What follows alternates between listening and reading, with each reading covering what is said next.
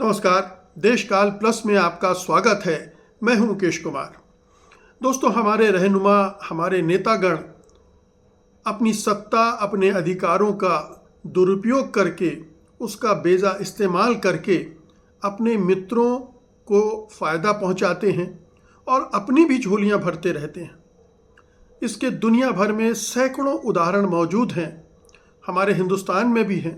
हम जानते हैं कि पीएम केयर्स फंड किस तरह से बनाया गया, किस तरह से छिपाया जा रहा है, किस तरह से उसमें धन इकट्ठा किया गया और किया जा रहा है, और अभी इस मुल्क के लोगों को पता नहीं है कि उस मिल्क की असली मिल्कियत किसकी है, कौन उस फंड का मालिक है और किस तरह से उपयोग करेगा। इसी तरह से इलेक्टोरल बॉन्ड का मुद्दा था, जो हमने देखा कि किस तरह से एक धन उगाही का जरिया बना था। लेकिन जो ट्रंप ने किया है, अमेरिका के राष्ट्रपति डोनाल्ड ट्रंप ने किया है, वो तो कमाल ही है। वो तो ऐसा कहा जा सकता है कि उन्होंने अपनी ही सरकार को, अपने ही देश को लूटने का एक नायाब तरीका ही खोज लिया है। ये तरीका क्या है?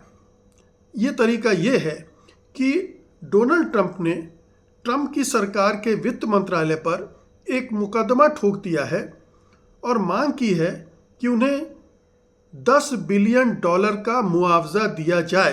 $10 बिलियन यानी 84,000 करोड़ रुपए ट्रंप साहब अपनी ही सरकार से मांग रहे हैं।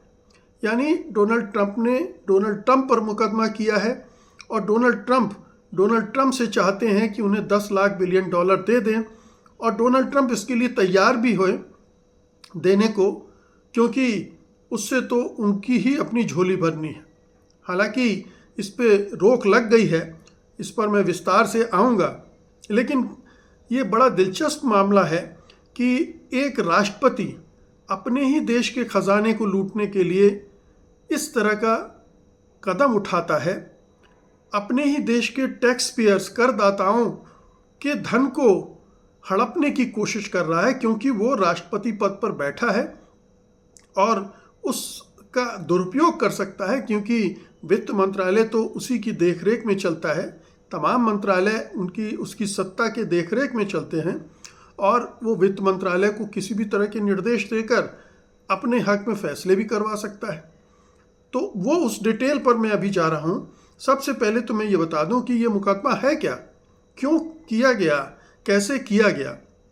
तो डोनाल्ड ट्रंप साहब ने अभी जनवरी 2026 में ये मुकदमा किया था वित्त मंत्रालय के खिलाफ, और उनका कहना था, इस मुकदमे का आधार जो था वो ये था कि पिछले कार्यकाल में 2017 से 2021 के बीच में एक IRS कॉन्ट्रैक्टर ने उनके टैक्स रिटर्न्स लीक कर दिए थे, और जो तमाम अखबारों में, जिनमें न्यूयॉर्क टाइम्स भी शामिल है, उसमें छपे थे, और उससे उनकी प्रतिष्ठा को नुकसान पहुंचा है।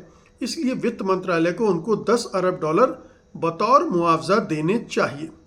ध्यान रखिए, ये पहले कार्यकाल 2017 से 21 के बीच की बात है। उसके बाद से 4 साल का गैप आया, उस दौरान ये मुकदमा उन्होंने नहीं किया। अब जबकि वो खुद राष्ट्रपति पद पर बैठे हुए हैं, तो ये मुकदमा दायर किया है और अपने वित्त मंत्रालय से चाहते हैं कि $10 बिलियन उन्हें ही दे दिए जाएं। अब ये मुकदमा उन्होंने किया है। जाहिर है कि वादी भी वही हैं, प्रतिवादी भी वही हैं।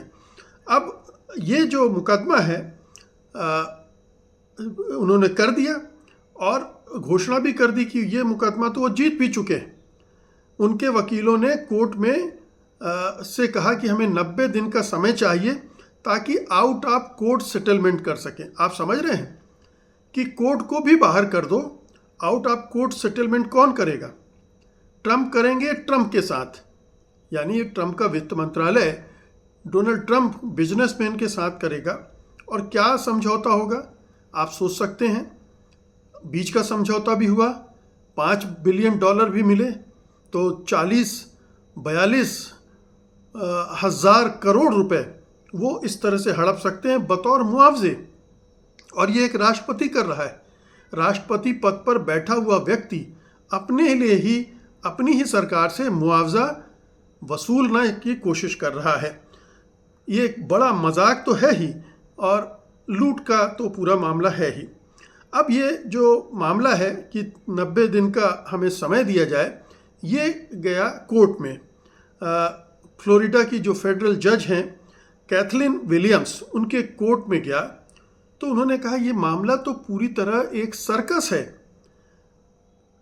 उन्होंने ये गजब कहा कि ये जो पूरा मामला है, दरअसल इसको कहा जाता है कोलिसिव लॉसूट, यानी जब दो ऐसे व्यक्ति आमने सामने मुकदमा करते हैं, जिस पे मुकदमा होता है वो दरअसल एक दूसरे के विरोधी नहीं होते हैं, वो आपस में मिलकर एक ऐसा फैसला चाहते हैं जिससे दोनों का लाभ हो जाए।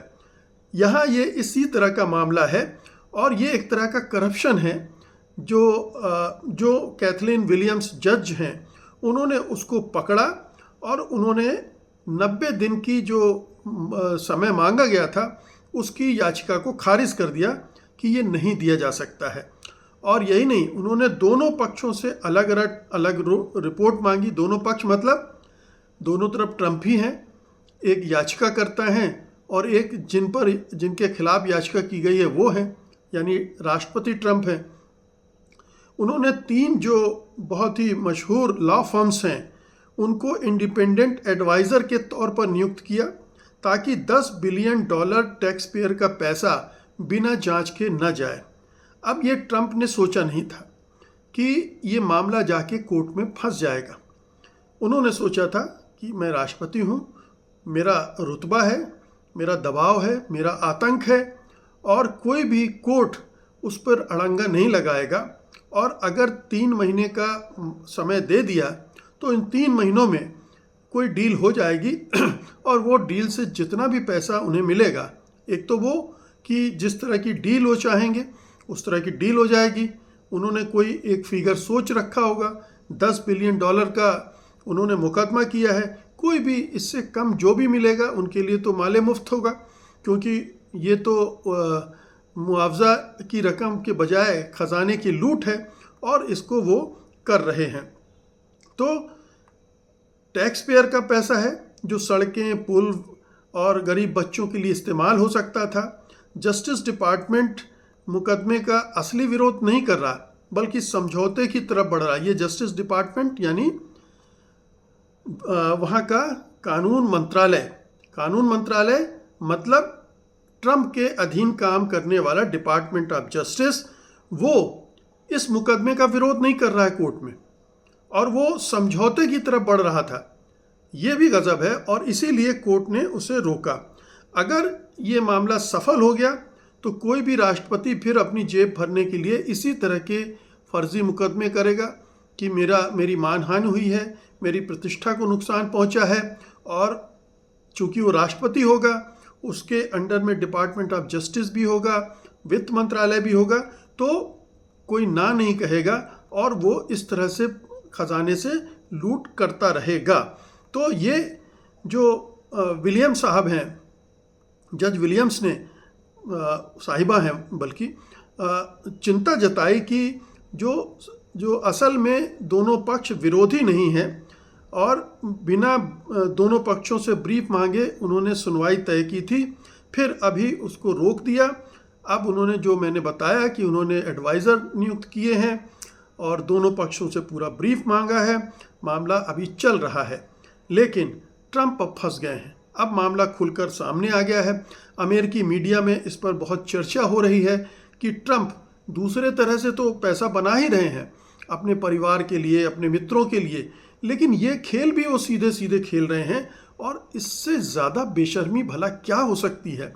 वो कहते हैं make America great again, nation first, इस तरह की बात करते हैं, लेकिन वो अपने को फर्स्ट मानते हैं, अपने लिए सब कुछ कर रहे हैं, देश को लूटने की हद तक वो जा रहे हैं। और दुनिया में ऐसे बहुत सारे नेता हैं जो नेशन फर्स्ट के नाम पर यही गोरख धंधा कर रहे हैं। इसी तरह से लूट मचाई हुई है उन्होंने अपने मित्रों के लिए और अपने लिए भी। ये एक सबक है जो ट्रंप कर रहे हैं, जिससे पूरी दुनिया को समझ जाना चाहिए कि इस तरह के नेताओं को अव्वल तो चुनना नहीं चाहिए, अगर चुन लिए गए हैं तो उनसे सावधान रहने की ज़रूरत है। बहुत बहुत शुक्रिया आपका। धन्यवाद। नमस्कार।